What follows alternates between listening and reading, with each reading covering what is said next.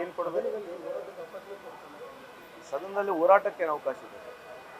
ಸದನದಲ್ಲಿ ಅವ್ರು ಏನೇ ಪ್ರಶ್ನೆ ಕೇಳಿದ್ರೆ ಸಮರ್ಪಕವಾಗಿ ಸರ್ಕಾರ ಉತ್ತರ ಕೊಡುತ್ತೆ. ಸದನದಲ್ಲಿ ಹೋರಾಟ ಮಾಡಬೇಕಿಲ್ಲ ಅಂತಲ್ಲ, ಯಾವ ಇಶ್ಯೂಸ್ ಮೇಲೆ ಮಾಡಬೇಕು ಅನ್ನೋದು ನಮ್ಮ ವಾದ ಇದೆ. ಅವ್ರಿಗೆ ಹೋರಾಟ ಮಾಡಲಿಕ್ಕೆ ಸಂಪೂರ್ಣ ಈ ಪ್ರಜಾಪ್ರಭುತ್ವ ವ್ಯವಸ್ಥೆಯಲ್ಲಿ ಅವಕಾಶ ಇದೆ. ಸನ್ಮಾನ್ಯ ಮುಖ್ಯಮಂತ್ರಿಯವರು, ನಮ್ಮ ಸರ್ಕಾರ, ವಿಶೇಷವಾಗಿ ನಮ್ಮ ಸ್ಪೀಕರು ಅವ್ರಿಗೆ ಮಾತಾಡಲಿಕ್ಕೆ ಭಾಳಷ್ಟು ಅವಕಾಶಗಳನ್ನು ಕೊಟ್ಟಿದ್ದಾರೆ.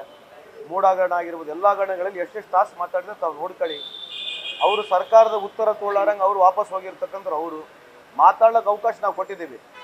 ನೀವು ಈ ಹಗರಣಗಳ ವಿಚಾರ ಬಂದಂಥ ಸಂದರ್ಭದಲ್ಲಿ ನಮ್ಮ ಸರ್ಕಾರ ಎಷ್ಟು ಅವರಿಗೆ ಅವಕಾಶ ಕೊಟ್ಟಿದೆ. ಇವತ್ತು ಕೂಡ ಯಾವುದೇ ವಿಷಯ ಮಾತನಾಡಬೇಕಾಗಿದ್ರೆ ಅವಕಾಶ ಕೊಡ್ತೀವಿ, ಮಾತಾಡಲಿ. ಅದು ಸರ್ಕಾರ ಸಮರ್ಪಕವಾಗಿ ಉತ್ತರ ಕೊಡ್ತೀವಿ.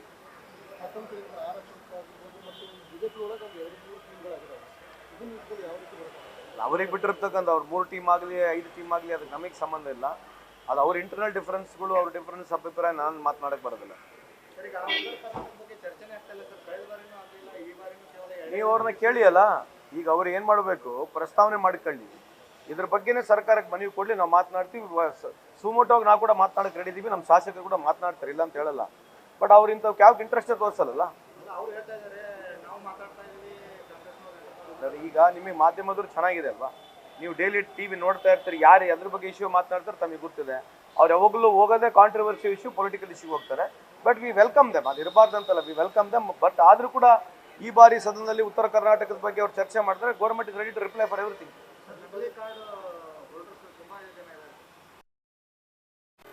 ಇನ್ನೂ ಭಾಳ ಇದೆ. ಸುಮಾರು 58 ಲಕ್ಷ ಕಾರ್ಡ್ ಇರ್ತಕ್ಕಂಥದ್ದು ಇವತ್ತು 36 ಲಕ್ಷಕ್ಕೆ ತಂದಿದ್ದೀವಿ. ಮುಂದೆ ಯೋಜನೆಗಳು ಮಾಡ್ತಾ ಇದ್ವಿ. ಅಂಬೇಡ್ಕರ್ ಸೇವಾ ಕೇಂದ್ರ ಅಂತ ಒಂದು ಹೊಸ ಒಂದು ಕಾರ್ಯಕ್ರಮ ಮಾಡ್ತಾ ಇದ್ವಿ.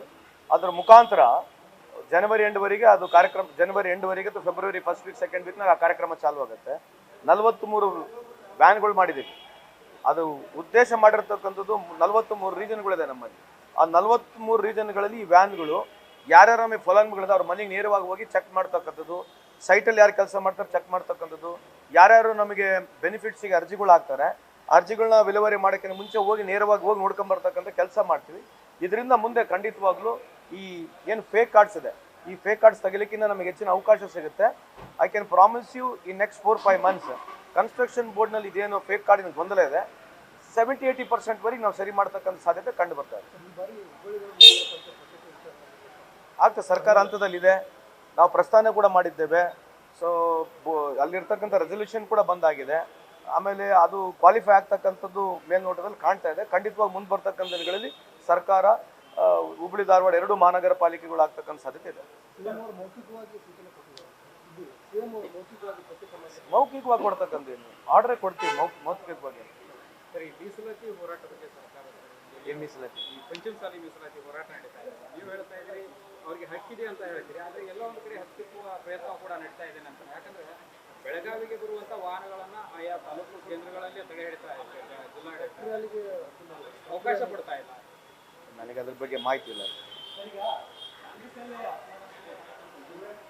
ಏನೋ ಸಮಯ ಯಾರು ಹೇಳೋದು? ವಿಜೇಂದ್ರ ಅವರಿಗೆ ಕೇಳಿ, ಯಾರು ಬಡದಂದ್ರೆ ಅವ್ರಿಗೆ ಕೇಳೋದು. ಅದೇ ಅಲ್ರಿ, ಅದೇ ಹೇಳ್ತಿರೋದು. ದೇಶದ ಎಷ್ಟು ಸಮಸ್ಯೆಗಳಿದಾವೆ. ಇವು ಬಿಟ್ಟರೆ ಬೇರೆ ಏನು ಬಾಯಾಗ ಬರೋದಲ್ಲ. ಬಡದಾಟ, ಹೊಡೆದಾಟ,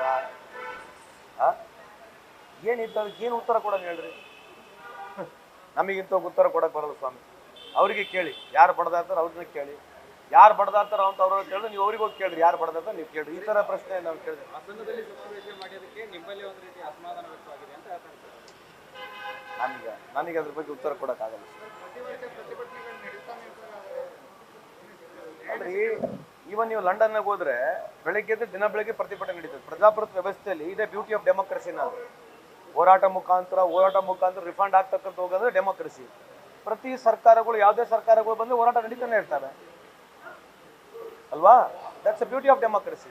ಯಾವ್ಯಾವ ಸರ್ಕಾರ ಗಮನಕ್ಕೆ ತಗೋಬೇಕು ಎಲ್ಲ ಸರ್ಕಾರಗಳು ಅವರ ಸಂದರ್ಭದಲ್ಲಿ ತಗೊಳ್ತಾ ಇದ್ದಾರೆ. ಯಾವ್ದು ಇಂಪಾರ್ಟೆಂಟ್ ಇಶ್ಯೂಸ್ಗಳಿದ್ದಾವೆ, ಯಾವ ಅಟೆಂಡ್ ಮಾಡಬೇಕು, ಇಲಾಖೆಯವರು ಅಟೆಂಡ್ ಮಾಡ್ತೀವಿ, ಸರ್ಕಾರ ಗಮನಕ್ಕೆ ಬರ್ತದೆ. ಅದನ್ನು ಮುಂದೆ ಬರ್ತಕ್ಕಂಥ ದಿನಗಳಲ್ಲಿ ಅವರಿಗೆ ಪರಿಹಾರ ಕೊಡ್ತಕ್ಕಂಥ ಪ್ರಯತ್ನವನ್ನು ಮಾಡ್ತೀವಿ. ನ್ಯೂಸ್ ಫಸ್ಟ್, ನಿರ್ಭೀತಿಯಿಂದ ನಿಮ್ಮ ಪರವಾಗಿ.